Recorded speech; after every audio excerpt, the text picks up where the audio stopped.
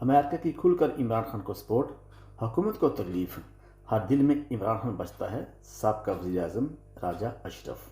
सुनिए इमरान रियाज की ज़ुबानी कि उन्होंने क्या कहा है। बहुत प्यारा ब्लॉग है, पूरा देखिएगा। बिस्मिल्लाहिर्रहमानिर्रहीम। अस्सलाम वालेकुम नाज़रीन, आप यूट्यूब चैनल देख रहे हैं, मैं इमरान खान हूँ। ऊ की जो आवाज़ है वो अब हल्की हल्की आना शुरू हो गई है और हैरत की बात यह है जिन्होंने आइडिया दिया उनकी जमात से ही आ रही है। सबसे पहली जो ऊ की आवाज़ निकाली है वो पंजाब की इंफॉर्मेशन मिनिस्टर ने निकाली है और नून लीग के अंदर बेचैनी बढ़ती जा रही है, ख़ासतौर पर तब से जब से पाकिस्तान तहरीक इंसाफ के 19 लोगों को जिनको मिलिट्री ट्रायल में सज़ाएँ दी गई थी उनको जब से छोड़ा गया है तब से उनके अंदर बेचैनी बढ़ती जा रही है। और बाहर निकल के उन्होंने जैसे इमरान खान साहब के दोबारा नारे लगाए, जैसे वो अपनी पार्टी के साथ वापस जुड़े, जैसे उन्होंने जुल्म और ज़्यादती के खिलाफ आवाज़ उठाई और उनमें से कुछ की हालत जो है वो अच्छी भी नहीं है। जब इन सारी चीज़ों को PMLN ने देखा तो देखिए, एक पॉलिटिकल पार्टी के लिए ये तकलीफ़ की बात होती है कि उनकी अपोनेंट दूसरी पॉलिटिकल पार्टी के वर्कर पूरी ताकत के साथ अपने लीडर के साथ खड़े हैं और उनकी अपनी पॉलिटिकल पार्टी जो है वो वहाँ पे पब्लिक खड़ी नहीं होती उनके लीडर के साथ। तो ये एक मुकाबला चल रहा है ना कि कौन सा लीडर बेहतर है, कौन सी पार्टी बेहतर है। तो इस मुकाबले के अंदर इमरान खान साहब हुकूमत में तो नहीं आ पाए। उसकी वजह यह है कि एस्टेब्लिशमेंट उनके खिलाफ थी, वरना अवामी ताकत से तो वो हुकूमत में आ जाते। तो अब जो लोग इक़्तिदार में बैठे हैं वो सारी पॉलिटिकल पार्टीज परेशान है। मैंने पिछले व्लॉग में आपको बताया कि हर पार्टी का मुकाबला इमरान खान से है, लिहाजा सब पार्टियां इमरान खान को अपना सियासी दुश्मन समझती हैं या अपने लिए एक सियासी खतरा समझती हैं और उनकी पॉलिटिकल पार्टी को भी। तो अब वो परेशान हो गए इस वजह से कि अगर 9 मई हाथ से निकल गया तो 9 मई का बयानिया जाने के बाद फिर PMLN के पास बाकी क्या बचेगा। यानी आप उनसे कोई भी सवाल करें तो वो एक ही बयान देते हैं कि 9 मई, उसके अलावा तो उनके पास कोई और जवाब नहीं है। शाहिद मितला साहब है सीनियर जर्नलिस्ट, उन्होंने बड़ी मज़े की बात की। उन्होंने कहा कुछ दिन के बाद 9 मई और नून लीग ही रह जाएंगे, यानी 9 मई और नून लीग बस ये रह जाएंगे और कोई कहानी नहीं होगी, यानी नून लीग और 9 मई बस की यादें होगी। ये सिंपल उन्होंने एक जुमले के अंदर सारी कहानी बता दी है। मेरे ख्याल में यही चीज़ आने वाले दिनों में होने जा रही है। इस वक्त अगर उनका ये बयानिया तबाह हो गया 9 मई वाला, जो ऑलमोस्ट तबाह हो चुका है। देखिए, ये बयानिया उस दिन तबाह हुआ था जिस दिन कुछ लोगों ने प्रेस कॉन्फ्रेंस की और उन्होंने कहा जी हम इमरान खान के साथ अब नहीं हैं और हम पाकिस्तान तहरीक इंसाफ से अपने आप को अलग करते हैं। और 9 मई के वो मेन मुलजिमान थे, लेकिन उसके बाद से लेकर आज तक उन्हें किसी ने हाथ भी नहीं लगाया। तो 9 मई का बयानिया उस दिन तबाह हो गया था। उन लोगों को पकड़ के जेल में डालना चाहिए था अगर वो रिस्पॉन्सिबल थे तो। और अभी भी मैं आपको बताता हूँ कि 9 मई के लिए इसको शुरू करना चाहिए उस वक्त से जब इमरान खान साहब को हाई कोर्ट को तोड़कर गिरफ्तार किया गया और वो गैर कानूनी गिरफ्तारी हुई, वो मामला वहाँ से शुरू होना चाहिए। फिर ये देखना चाहिए कि उसके बाद जो एहतजाज हुआ उसमें जिसने गलत किया उसको सज़ा मिलनी चाहिए, जिसने कानून को हाथ में लिया उसको सज़ा मिलनी चाहिए। और इसके ऊपर सबसे बेहतर तरीका यह है कि जुडिशल कमीशन बने और इंक्वायरी हो, ताकि जो जिम्मेदारान है चाहे उनका ताल्लुक किसी भी पार्टी से है वो फिर फिक्स हो जाए ना। वहाँ पे तो नून लीग के भी कुछ लोग हैं, उनकी वो खातून की एक ही लोग लगा देते हैं, एक दो और लोगों की लगा देते हैं। वो PTI का झंडा पकड़ के वहाँ पे खड़े हैं और आग लगा रहे हैं। और कुछ ऐसी वीडियोस भी पाकिस्तान तहरीक इंसाफ वाले शो करते हैं जहाँ पे नकाब पोश लोग जो है वो गाड़ियाँ तोड़ रहे हैं, तोड़ फोड़ कर रहे हैं और वो लोग आवाज़ें दे रहे हैं कि ये लोग क्यों तोड़ फोड़ कर रहे हैं, इनका हमारी पार्टी से कोई ताल्लुक नहीं है। तो इस तरह की चीज़ें भी हैं बीच में, यानी दोनों तरफ की चीज़ें फिर आपको देखनी पड़ेंगी। और उसके ऊपर चाहे वो 26 नवंबर है चाहे वो 9 मई है, इसके ऊपर जुडिशल इंक्वायरी हो जाए तो वो ज़रा बेहतर हो जाएगा।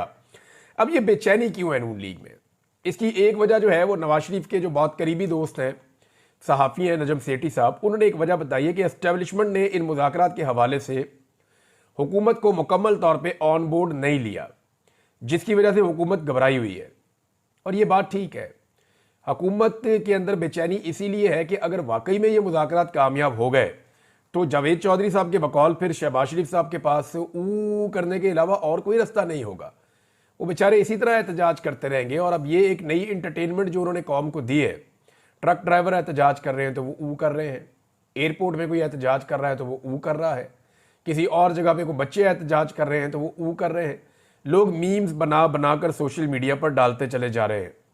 दूसरी जानिब एक नुक्ता है जिसको सोशल मीडिया के ऊपर लोगों ने हाईलाइट किया, वो ये है कि जो माफ़ीनामे हैं या जो रहम की अपीलें हैं जो आर्मी चीफ से की गई हैं उनमें कोई एक ही कलम इस्तेमाल किया गया है और मिलती जुलती राइटिंग भी है। तो ये तो अच्छा हुआ कि लोग अपने घरों को आ गए। और मेरी नज़र में ये लोग बेगुनाह इसलिए थे कि फ़ौजी अदालत तो कोई अदालत ही नहीं होती, यानी फ़ौजी अदालत के अंदर सिविलियंस का ट्रायल तो नहीं किया जा सकता ना, उसूली तौर पे ये बात गलत है। हाँ, दहशतगर्दों के हवाले से ये पॉलिसी कुछ अरसे तक के लिए बनाई गई थी, लेकिन ये वापस पाकिस्तानियों के गले पड़ गई। मेरे ख्याल में किसी का भी ट्रायल फौजी अदालत में नहीं होना चाहिए। हमारी अदालतों में इतनी कैपेसिटी और कैपेबिलिटी है कि वहाँ पे सबका ट्रायल होना चाहिए, चाहे उसका कोई भी जुर्म हो। तो सिविलियंस का ट्रायल फौजी अदालतों में पहले ही गलत है। लेकिन अच्छी बात यह है कि कुछ लोग अपने घरों में आ गए। उम्मीद करता हूँ कि बाकी लोग भी जल्दी अपने घरों में आ जाएंगे। सियासी एहतजाज जो है ना, वो एक आईनी हक है, कानूनी हक है। इस पर पाबंदी लगाना, इस पर सजाएं देना, ये नहीं होना चाहिए। चाहे किसी भी जमात के खिलाफ हो, ये नहीं होना चाहिए। सबको एहतजाज करने का हक हासिल होना चाहिए।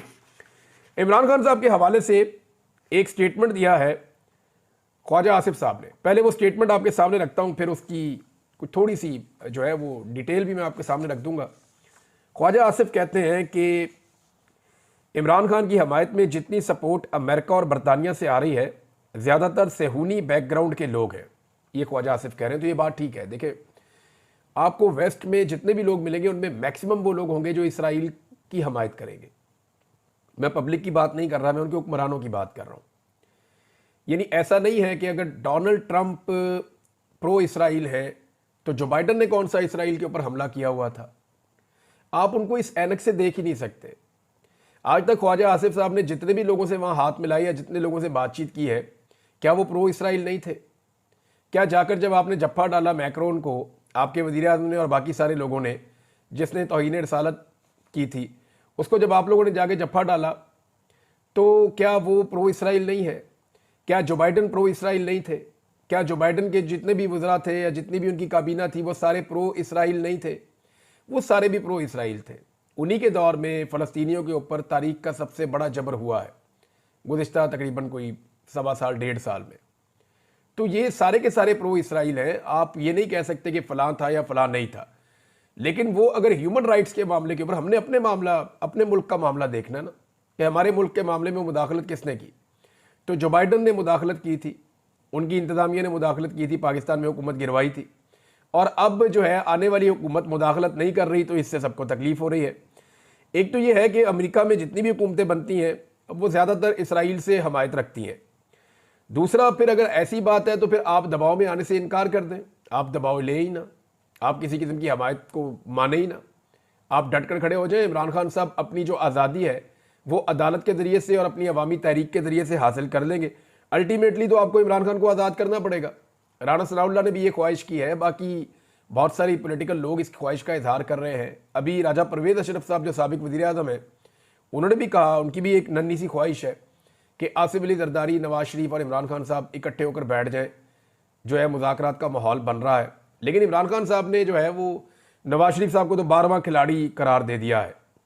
अब राजा परवेज़ अशरफ साहब के अंदर ये ख्वाहिश कब पैदा हुई और कैसे पैदा हुई, देखिए एक वाक़या भी हुआ उनके साथ। राजा परवेज़ अशरफ साहब को उनके इलाके में एक शादी में मदऊ किया गया, और देखें वो अगर चीफ गेस्ट हैं किसी शादी के अंदर तो फिर उनकी बड़ी हैसियत होनी चाहिए वहाँ पे।